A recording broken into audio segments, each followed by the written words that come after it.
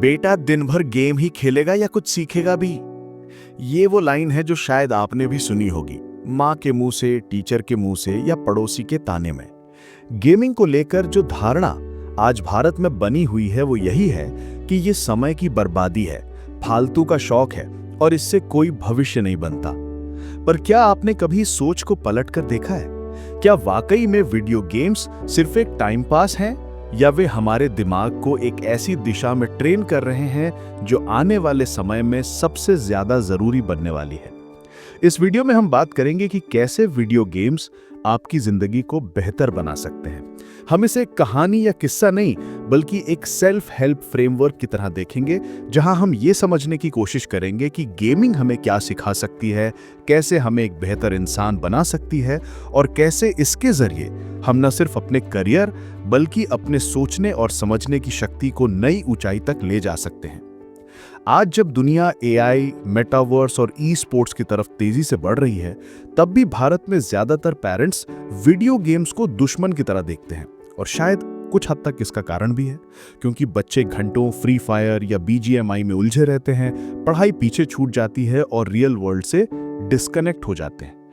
लेकिन यहां सवाल उठता है, क्या गेम खराब है या उसका इस्तेमाल? सोचिए, अगर कोई बच्चा दिन भर किताबें पढ़ रहा है लेकिन गलत बातें, गलत विचार या गलत आदतें सीख रहा है, तो क्या हम किताब को दोष देंगे या उसके कंटेंट को? ठीक वैसे ही वीडियो गेम भी एक टूल है और हर टूल की तरह इसका प्रभाव भी उस पर निर्भर करता है जो इसे इस्तेमाल कर रहा है। आज न्यूरोसाइंस, साइकोलॉजी और एजुकेशन के कई एक्सपर्ट्स मानते हैं कि वीडियो गेम्स आपके मस्तिष्क को ऐसे एक्टिवेट करते हैं जैसे किसी एथलीट की बॉडी वर्कआउट के समय एक्टिवेट होती है। गेमिंग हमें सिर्फ एंटरटेन नहीं करती बल्कि decision making, hand eye coordination, strategic thinking, stress management और क्रिएटिविटी जैसी क्षमताओं को भी तेज करती है। क्या आपको पता है कि कुछ टॉप सीईओज और लीडर्स जैसे इलॉन मस्क, सुंदर पिचाई और मार्क ज़करबर्ग खुद गेमिंग के बहुत बड़े फैन रहे हैं? इलॉन मस्क ने अपनी बायोग्राफी में लिखा कि उन्होंने बचपन में डंजन्स एंड ड्रैगन्स खेलकर इमेजिनेशन और सिस्टम बिल्डिंग की समझ हासिल की थी, जो बाद में स्पेसएक्स और टेस्ला जैसी कंपनियों के आइडिया में बदल गई। पर चलिए बात करते हैं भारत की। क्या हमारे देश में भी कोई ऐसा उदाहरण है जो इस सोच को बदल सके? विराट कोहली। आप सोच रहे होंगे, क्रिकेट और वीडियो गेमिंग का क्या संबंध? तो सुनिए, विराट कोहली ने कई इंटरव्यूज में यह स्वीकार किया है कि उन्हें प्लेस्टेशन पर फीफा और कॉल ऑफ ड्यूटी जैसे गेम्स खेलना बहुत पसंद है। एक इंटरव्यू में उन्होंने साफ कहा, "These games help me disconnect from the pressure, but still keep my mind alert and competitive." यानी गेमिंग उनके लिए सिर्फ मनोरंजन नहीं बल्कि एक मेंटल रिचार्ज और शार्पनेस मेंटेन करने का तरीका है। और ये कोई छोटी बात नहीं है। जब एक इंटरनेशनल स्पोर्ट्स आइकन, जो पूरी दुनिया में अपने फिटनेस और फोकस के लिए जाना जाता है, ये कहता है कि गेम्स खेलना उसे मेंटली अलर्ट रखता है, तो हमें सोचने की जरूरत है कि क्या हमारी समझ गेमिंग के बारे में आउटडेटेड हो चुकी है। अब जरा एक और उदाहरण पर गौर करते हैं। तनिष्क बागची, वो म्यूजिक डायरेक्टर जिन्होंने राता लंबिया, बोलना और वे माही जैसे गानों से बॉलीवुड में धूम मचा दी। उन्होंने खुद बताया कि उन्हें स्ट्रेटेजिक गेम्स जैसे सिविलाइजेशन या क्लैश ऑफ क्लैंस खेलना बहुत पसंद है, क्योंकि इन गेम्स में जो प्लानिंग, टाइमिंग और एग्जीक्यूशन लगता है, वही क्वालिटीज म्यूजिक बनाते समय भी काम आती हैं। वो कहते हैं, जब मैं गेम खेलता हूं, मेरा दिमाग एक अलग क्रिएटिव जोन में चला जाता है। It's not escaping reality, it's training for it. अब सोचिए, एक म्यूजिक डायरेक्टर जो हर हफ्ते लाखों लोगों को अपनी धुनों से जोड़ता है, वो भी मानता है कि गेमिंग उसकी क्रिएटिविटी को नर्चर करती है। तो क्यों ना हम भी उस नजरिए को अपनाएं जो गेमिंग को सिर्फ एक खेल नहीं बल्कि एक स्किल बिल्डिंग टूल की तरह देखता है। यहां ये समझना जरूरी है कि हर गेम हमें कुछ ना कुछ सिखाता है। पबजी या बीजीएमआई हमें सिखाते हैं सिचुएशनल अवेयरनेस और रिस्क मैनेजमेंट। चेस या क्लैश रॉयल सिखाते हैं लॉन्ग टर्म प्लानिंग और स्ट्रेटेजिक डेप्थ। माइनक्राफ्ट और रोब्लॉक्स बच्चों में क्रिएटिविटी, लॉजिक और सिस्टम्स थिंकिंग बढ़ाते हैं। गॉड ऑफ वॉर जैसे स्टोरी बेस्ड गेम्स आपको डीप इमोशनल इंटेलिजेंस सिखा सकते हैं, एम्पैथी, मोरल डिलेमास और कैरेक्टर डेवलपमेंट। अब सोचिए, आज अगर कोई बच्चा 2-3 घंटे गेम खेलता है और उसी दौरान decision making, creative problem solving, reflex training और रेजिलियंस सीखता है। तो क्या हम इसे वेस्ट कह सकते हैं? जरूर, इसमें बैलेंस होना चाहिए। एडिक्शन को प्रोत्साहन नहीं मिलना चाहिए, लेकिन क्या किताबें भी एडिक्शन बन सकती हैं? हाँ। क्या फिटनेस भी ऑब्सेशन बन सकती है? बिल्कुल। तो फिर गेमिंग क्यों नहीं? हमारे देश में आज भी यह समझना बहुत जरूरी है कि गेम्स सिर्फ स्क्रीन पर उंगलियां चलाने का काम नहीं है। वे एक नए युग का संकेत है जहां डिजिटल स्किल्स ही असली पावर है। अब आप सोचिए, metaverse, augmented reality, game design, VR training, इन सभी क्षेत्रों में सबसे ज्यादा डिमांड किसकी होगी? उन्हीं लोगों की जो गेमिंग के सिस्टम को समझते हैं, जो लेवल अप का मतलब सिर्फ गेम में नहीं, जिंदगी में भी समझते हैं। गेमिंग का असली सबक यही है कि हर हार के बाद फिर उठना, स्ट्रैटेजी बदलना और अगले मिशन के लिए तैयार होना। तो आज हम इस वीडियो में समझेंगे कि कैसे गेमिंग आपके दिमाग के लिए जिम की तरह है, कैसे ये आपकी कंसिस्टेंसी और डिसिप्लिन को बेहतर बनाती है, और कैसे ये आपके अंदर लीडरशिप क्वालिटीज को जन्म देती है। और सबसे जरूरी बात कि कैसे आप गेमिंग को एक लाइफ स्किल में बदल सकते हैं, क्योंकि अंत में बात सिर्फ गेम खेलने की नहीं है। बात यह है कि आप खुद को उस गेम का खिलाड़ी बना पाते हो या नहीं, जिसे दुनिया जिंदगी कहती है। पार्ट 1, माइंड के लिए जिम है गेमिंग। अगर कोई आपसे कहे कि गेमिंग आपका ब्रेन वैसा ही मजबूत बना सकती है जैसे जिम आपकी बॉडी को बनाता है, तो शायद पहली बार में आप हंस दें। लेकिन अब न्यूरोसाइंस की रिसर्च ये कहती है कि कुछ वीडियो गेम्स आपके दिमाग को उतना ही स्ट्रेच और ट्रेन करते हैं जितना कोई कॉम्प्लेक्स मैथ प्रॉब्लम या म्यूजिक कंपोजिशन। आप जब किसी इंटेंस गेमिंग मिशन में होते हैं, एक स्नाइपर शॉट लेना हो, स्क्वाड को रिवाइव करना हो या टाइमर के अंदर किसी चैलेंज को खत्म करना हो, तब आपके ब्रेन में कुछ बहुत खास होता है। उस समय आपका प्रीफ्रंटल कॉर्टेक्स एक्टिव होता है, जो आपके डिसीजन मेकिंग, रिस्क असेसमेंट और स्ट्रैटेजी बनाने के लिए जिम्मेदार है। और बार बार जब आप ऐसी परिस्थिति में होते हैं तो वो ब्रेन पाथवेज और मजबूत बनते हैं। यानी हर बार जब आप कॉल ऑफ ड्यूटी में सही टाइम पर रीलोड करते हैं या बीजीएमआई में स्क्वाड को रिवाइव करने के लिए सही जगह चुनते हैं, तो आप सिर्फ गेम नहीं खेल रहे, आप अपने दिमाग की डिसीजन मेकिंग पावर को शार्पन कर रहे हैं। अब एक आम सवाल, ये स्किल्स गेम में तो ठीक हैं, लेकिन असली जिंदगी में क्या कमाएंगी? तो आइए कुछ रियल लाइफ उदाहरण देखें। आज की दुनिया में quick but accurate decision making सबसे ज्यादा वैल्यूएबल स्किल बन गई है। चाहे आपको नौकरी करनी हो, अपना बिजनेस शुरू करना हो या किसी रिलेशनशिप में स्मार्ट निर्णय लेना हो, आपको फास्ट, कैलकुलेटेड और कॉन्फिडेंट डिसीजन लेना आना चाहिए। और यही काम गेमिंग बार बार कराती है। जैसे कि आप वैलोरेंट खेल रहे हैं, वहां आपको फ्रैक्शन ऑफ सेकंड्स में डिसाइड करना होता है कि कहां पीक करना है, कब फायर करना है, कब पीछे हटना है। यही रणनीति जब आप जॉब इंटरव्यू में अप्लाई करते हैं कि कब जवाब देना है, कब चुप रहना है, तो आप सबकॉन्शियसली ट्रेंड होते हैं। अब बात करते हैं मेमोरी और फोकस की। जैसे जैसे हमारी दुनिया डिस्ट्रैक्शन से भरती जा रही है, वैसे वैसे डीप फोकस की कीमत बढ़ती जा रही है। लेकिन क्या आपने ध्यान दिया है कि जब आप किसी गेम में एनग्रॉस्ड होते हैं, आप 1 से 2 घंटे तक लगातार कॉन्सेंट्रेट करते हैं। ना कोई नोटिफिकेशन आपको डिस्ट्रैक्ट करता है, ना कोई थॉट। यही स्टेट साइकोलॉजी में फ्लो स्टेट कहलाता है, जब आप पूरे मन से एक ही टास्क में होते हैं, बिना टाइम का ध्यान रहे। फ्लो स्टेट में रहना एक सुपर पावर है और गेमिंग आपको रोज ये पावर देता है। अब बात करते हैं एक बहुत ही अंडररेटेड स्किल की, पैटर्न रिकॉग्निशन की।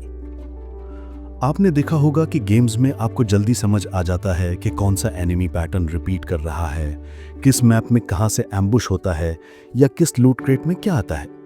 ये सब क्या है? Pattern recognition.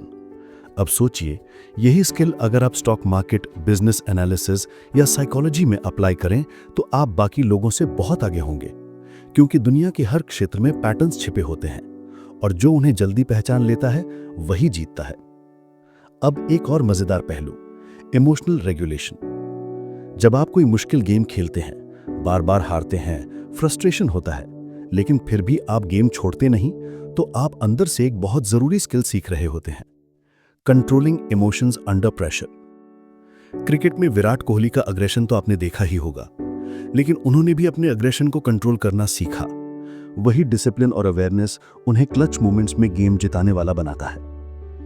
गेमिंग भी यही सिखाती है, कोई रेज क्विट नहीं, कोई ब्लेम नहीं, सिर्फ नेक्स्ट मूव पे ध्यान देना। और यही माइंडसेट जिंदगी के हर टफ फेज में काम आता है। अब बात करें रिफ्लेक्सेस और हैंड आई कोऑर्डिनेशन की। मेडिकल रिसर्च ने यह साबित किया है कि जो लोग फास्ट पेस्ड गेम्स खेलते हैं उनकी हैंड आई कोऑर्डिनेशन, रिफ्लेक्सेस और रिएक्शन टाइम नॉन गेमर्स से कई गुना तेज होती है। इसीलिए आज अमेरिका में सर्जन्स को सर्जरी से पहले 3D गेम्स खेलने की सलाह दी जाती है ताकि उनके हाथों की मूवमेंट और एक्यूरेसी बढ़े। अब अगर कोई कहे कि गेमिंग का कोई प्रैक्टिकल यूज नहीं है तो शायद उसे ये सब स्टडीज पढ़ने की जरूरत है। और हाँ, गेमिंग से मिलने वाली डोपामिन रिवॉर्ड सिस्टम को भी हमें समझना होगा। जब आप किसी गेम में मिशन कंप्लीट करते हैं या कोई अचीवमेंट अनलॉक करते हैं तब ब्रेन में डोपामिन रिलीज होता है जो मोटिवेशन और रिवॉर्ड की भावना देता है। अब जरा सोचिए, क्या हो अगर आप अपनी पढ़ाई, अपनी फिटनेस या अपनी करियर को भी गेमिंग की तरह देखने लगे। जैसे गेम में लेवल्स होते हैं वैसे आप लाइफ गोल्स को लेवल्स में डिवाइड करें। जैसे गेम में अचीवमेंट्स अनलॉक होते हैं वैसे ही रोज के माइक्रो गोल्स बनाएं। जैसे गेम में आप बार बार ट्राई करते हैं वैसे ही असली जिंदगी में भी हार से डरना छोड़ दें। यही है माइंडसेट शिफ्ट और यही है सेल्फ हेल्प का असली मतलब। तो आप सोचिए, क्या गेमिंग सिर्फ एक टाइम पास है या वो एक ऐसा मानसिक जिम है जो आपको दुनिया की सबसे तेज, स्मार्ट और प्रिपेयर्ड वर्जन बनने की ट्रेनिंग दे रहा है। अगर आप गेमिंग को सही दिशा में इस्तेमाल करें तो ये एक असली सुपर पावर है। Part 2. Gaming is equal to discipline plus consistency. Success is not about doing something once. It's about doing it again and again even when you don't feel like it.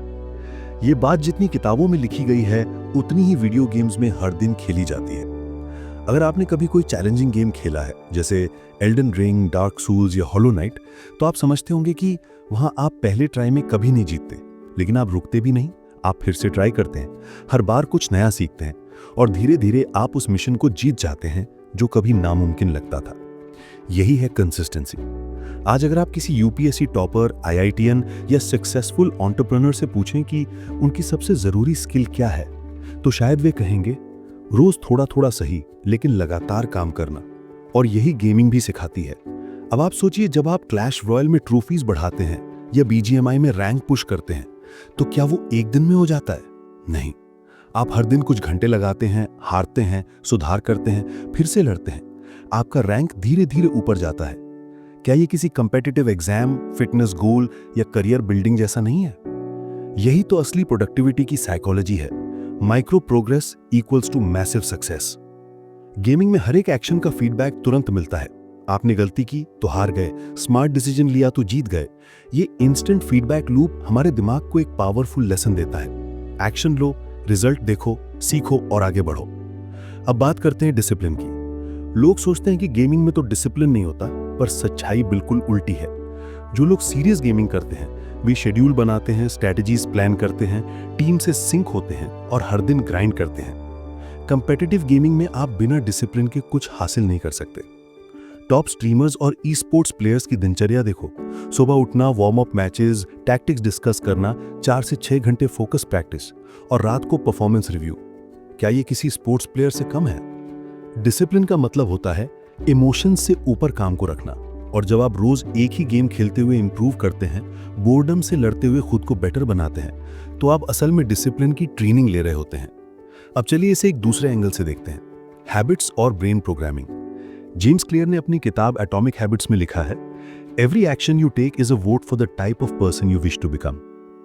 हर बार जब आप game में एक छोटी victory पाते हो, जैसे कोई डेली मिशन कंप्लीट करना या एक्सपी कलेक्ट करना, तो आप अपने अंदर एक हैबिट लूप बना रहे होते हो। ब्रेन सीख रहा होता है effort equal to progress equal to reward. अगर आप इस पैटर्न को अपनी लाइफ में अप्लाई करें, जैसे पढ़ाई में 1 घंटे पढ़ा तो खुद को एक छोटा रिवॉर्ड दो, जिम में कंसिस्टेंसी दिखाई तो लेवल सिस्टम बनाओ, डेली गोल्स अचीव किए तो बैच सिस्टम बनाओ, तो आप एक ऐसी लाइफस्टाइल बना सकते हो जो एडिक्टिव नहीं बल्कि फुलफिलिंग होगी। और ये बात सिर्फ थ्योरी नहीं है। आज बहुत सारे सेल्फ इंप्रूवमेंट एप्स और सिस्टम्स गेमिंग की साइकोलॉजी पर आधारित हैं, जैसे हैबिटिका, जहां आप अपनी लाइफ को एक गेम बना सकते हैं और हर गोल को एक्सपी और क्वेस्ट की तरह सेट कर सकते हैं। तो असल सवाल यह है कि क्या आप गेमिंग को सिर्फ खेलने के लिए यूज कर रहे हो या उससे जिंदगी को गेम की तरह जीना भी सीख रहे हो? अब चलिए एक पर्सनल रियलिटी से जुड़ते हैं। बहुत से लोग खुद को अनडिसिप्लिन्ड या इनकंसिस्टेंट मानते हैं। वे कहते हैं मैं कोई हैबिट मेंटेन नहीं कर पाता या मुझसे कभी कुछ रोजाना नहीं हो पाता। पर वही लोग बीजीएमआई में डेली लॉगिन करते हैं, क्लैश ऑफ क्लैंस में डेली ट्रूप्स ट्रेन करते हैं और माइनक्राफ्ट में घंटों बिना बोर हुए बिल्ड करते रहते हैं। तो डिसिप्लिन की कमी नहीं है, डायरेक्शन की कमी है। आपके अंदर कंसिस्टेंसी है, बस उसे सही टास्क पर लगाना है। अब जरा विराट कोहली को फिर से याद करें, उनकी फिटनेस रूटीन, उनकी डाइट डिसिप्लिन, उनका फोकस, क्या ये एक दिन में आया? नहीं, ये सब हैबिट्स और कंसिस्टेंसी से बना। और यही माइंडसेट आप अपने अंदर गेमिंग से ला सकते हो। अब अगर कोई कहे यार तू तो गेम में बहुत कंसिस्टेंट है पर पढ़ाई में जीरो, तो आप सोचो क्यों ना मैं गेम की कंसिस्टेंसी को पढ़ाई में कॉपी करूं, क्यों ना मैं अपने लक्ष्यों को एक्सपी और लेवल्स की तरह देखूं, क्यों ना मैं खुद की लाइफ को ही एक गेम बना दूं जिसमें मैं रोज खुद को एक नए लेवल पर लेके जाऊं। यही माइंडसेट आपको भीड़ से अलग करेगा। पार्ट 3 FPS गेम्स जैसे वैलोरेंट कैसे बनाते हैं हमें मानसिक रूप से तेज, शांत और रणनीतिक। अब जब हम वीडियो गेम्स के मानसिक, भावनात्मक और सामाजिक प्रभावों को समझ चुके हैं, तो आइए थोड़ा और गहराई में जाकर एक खास गेमिंग कैटेगरी पर बात करें। FPS यानी फर्स्ट पर्सन शूटर गेम्स जैसे कि Valorant, call of duty, CS:GO और एपेक्स लेजेंड्स। अक्सर इन गेम्स को लेकर समाज में नेगेटिव धारणा रही है। ये तो सिर्फ गोली चलाने वाले गेम हैं, हिंसक बनाते हैं या बर्बादी के रास्ते हैं। लेकिन अगर आप थोड़ा ठहर कर सोचें और इन गेम्स की बारीकियों को समझें, तो आपको एक पूरी नई दुनिया दिखेगी। एक ऐसी दुनिया जो आपकी decision making, concentration, strategic thinking और इमोशनल कंट्रोल जैसी स्किल्स को शार्प करती है। FPS गेम्स में आपको रिएक्शन टाइम का मास्टर बनना होता है। वैलोरेंट जैसे गेम में हर सेकंड मायने रखता है। दुश्मन की एक हल्की सी आवाज, एक छोटी सी मूवमेंट या 1 मिली सेकंड की देरी सब कुछ तय कर सकता है कि आप राउंड जीतेंगे या हारेंगे। इस प्रकार के गेम्स हमारे सिचुएशनल अवेयरनेस को जबरदस्त तरीके से बढ़ाते हैं। आप हर कोने, हर एंगल, हर साउंड को प्रोसेस करना सीखते हैं, और वो भी स्प्लिट सेकंड में। ये कोई छोटी बात नहीं है, ये वो स्किल है जो ट्रैफिक में ड्राइव करते हुए, पब्लिक स्पीकिंग करते समय या जॉब इंटरव्यू में प्रश्नों का जवाब देते समय भी काम आती है। वैलोरेंट जैसे गेम्स में टीम वर्क भी एक अहम हिस्सा है। ये गेम केवल शूटिंग का नहीं, कम्युनिकेशन और कोऑर्डिनेशन का भी टेस्ट होता है। प्लांट करो, फ्लैंक आ रहा है, कवर दो, रोटेट करो। ये सब कमांड्स उस वक्त दी जाती हैं जब आपके पास सोचने का वक्त नहीं होता। आप सीखते हैं कि कैसे प्रेशर में शांति बनाए रखी जाए, कैसे टीममेट्स को ट्रस्ट किया जाए और कैसे अपनी ईगो को साइड में रखकर टीम की जीत के लिए सैक्रिफाइस किया जाए। ये गेम्स आपको सिखाते हैं रेजिलियंस। जब आप 0-10 से हार रहे होते हैं और फिर भी कमबैक की उम्मीद छोड़ते नहीं, वो माइंडसेट असल जिंदगी में भी वैसा ही काम करता है। चाहे वो कंपेटिटिव एग्जाम हो, कोई प्रोजेक्ट हो या कोई स्टार्टअप, हारने के बाद भी उठकर खड़ा होना ही असली सफलता है। वैलोरेंट जैसे FPS गेम्स आपको बार बार सिखाते हैं, हार स्थायी नहीं है, लेकिन हार मान लेना स्थायी हो सकता है। और बात करें कंसंट्रेशन की, तो FPS गेम्स आपको एकाग्रता का वो स्तर सिखाते हैं जो शायद कोई और माध्यम नहीं सिखा सकता। कई स्टडीज ने यह साबित किया है कि FPS गेम्स खेलने वाले लोगों का अटेंशन कंट्रोल ज्यादा बेहतर होता है। जब आप 30 मिनट तक एक मैच में बिना ध्यान भटकाए लगे रहते हैं, हर आवाज, हर मूवमेंट पर रिएक्ट करते हैं, तो आप एक तरह से फ्लो स्टेट में होते हैं। ये वही स्टेट है जहां दिमाग अपने पीक पर काम करता है, जैसे कि कोई लेखक लिखते वक्त, कोई खिलाड़ी खेलते समय या कोई संगीतकार गाते समय।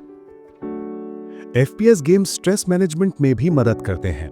जब आप क्लच सिचुएशन में होते हैं, आपकी पूरी टीम मर चुकी है, आप अकेले बचे हैं और सामने 4 दुश्मन हैं, तब भी अगर आप घबराए नहीं, ब्रीदिंग को कंट्रोल करें और कामली प्लान बनाएं, तो यकीन मानिए ये क्वालिटी असली जिंदगी में भी अनमोल साबित होगी। आप हर स्ट्रेसफुल सिचुएशन को एक क्लच मोमेंट की तरह लेना शुरू कर देंगे, जहां घबराना नहीं, संभल कर जीतना होता है।